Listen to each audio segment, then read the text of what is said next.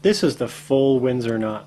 Start by grabbing the wide end of the tie in your right hand and the narrow end in your left hand. Start by crossing the wide end of the tie in front of the narrow end. And then take the wide end up through the loop around your neck, behind the narrow end of the tie. Once you pull this through, you want to end up on the left side of the tie. Now again, grab the wide end of the tie and cross it behind the narrow end, ending on the right side.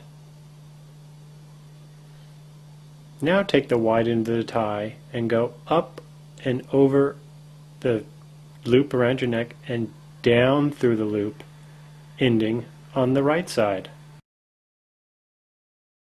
Now cross the wide end in front of the narrow end and come up and under the loop around your neck.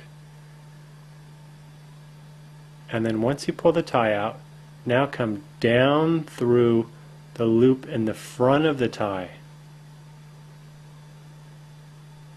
To successfully tie this tie, it's best to keep all these motions with the tie being snug, so that your knot stays small and concentrated.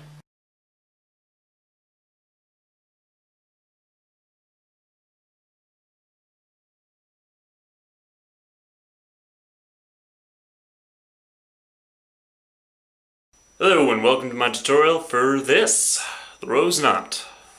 Something that I came up with after trying to find something that didn't just look like a triangle.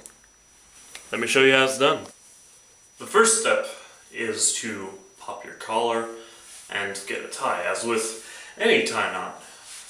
The next is to bring the tie so that the fat end rests at your waist. I don't think you can see that, but trust me, it's there.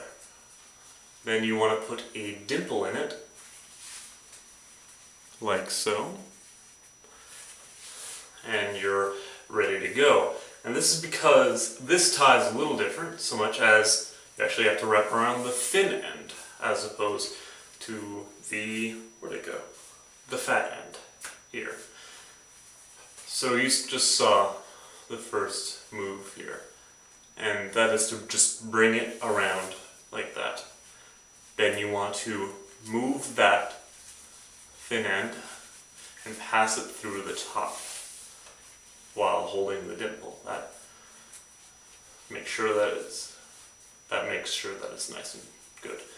Then you end up with this triangle thing, and that is the base for the rest of the knot. So you want to pass the tie over that and then up. The second weird thing is that you actually have to then reopen that so that you can put your finger through it like that, and then bring the tie through that.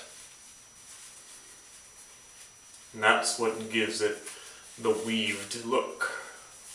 Take the thin end that you just passed through here, as you can see, and bring it back down through the hole in the back. Now you're going to need to tighten this mess up, and the way you do that is that you pull down on the right side of the triangle. That brings in this here. And then you want to pull up on the top of the triangle, and that brings in that. You may need to do that a couple of times, but it's fairly quick. Alright, then you're left with that here, which looks good in its own right, but unfortunately we have this hanging off and we can't just leave it here. So what we're going to do is open up a loop, do the same basic principle as before, and pass it through. This time we bring it straight down. Now you're left with something like that, with this hanging off the left side. Now we can't just leave it here because it's right in the way. So what we're going to do is, instead of passing it down, is we're actually going to hide it inside our collar by hiding it behind the rest of the tie. Just put it there, and as you can see, it holds itself fairly well. So if you happen to be moving a lot during the night, that's not going anywhere. So once you're like that, you're pretty much golden. You bring down the collar, and there you have the rose knot. Now to adjust this, you want to pull on the fat end, and that brings it up here.